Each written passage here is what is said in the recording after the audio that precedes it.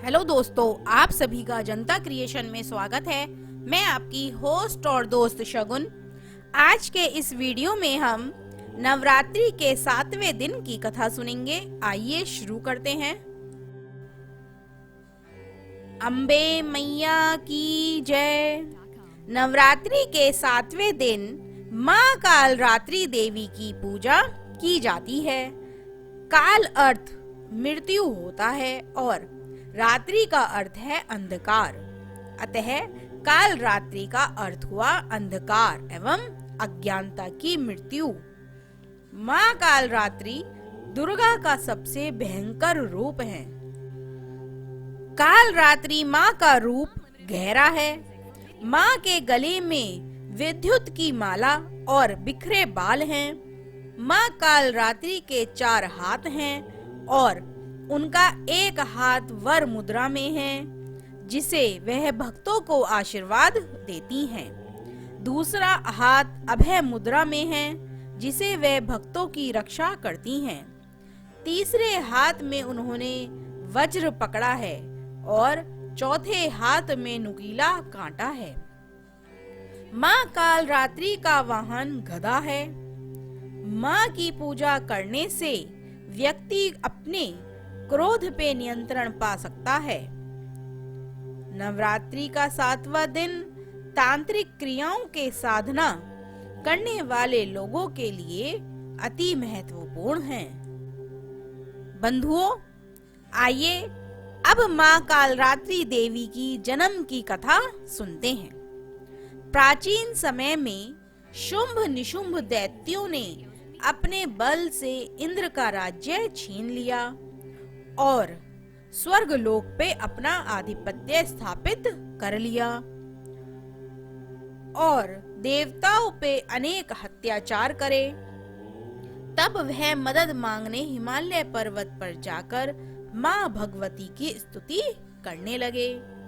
माँ पार्वती को जब इनके बारे में पता चलता है, तब उनके शरीर से अंबिका निकली। तो पार्वती ने अंबिका को दैत्यों के संहार के लिए भेजा।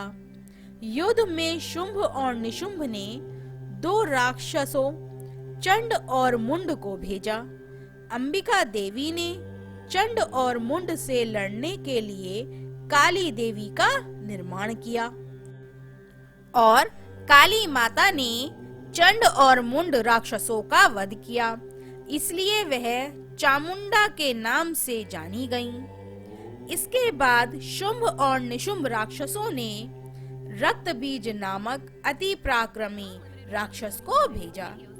उसको ब्रह्मा जी से वरदान था कि जब भी उसकी एक रक्त की बूंद जमीन पर गिरेगी, तो उस रक्त के बीज से उसी के जैसा पराक्रमी रक्त बीज पैदा हो जाएगा।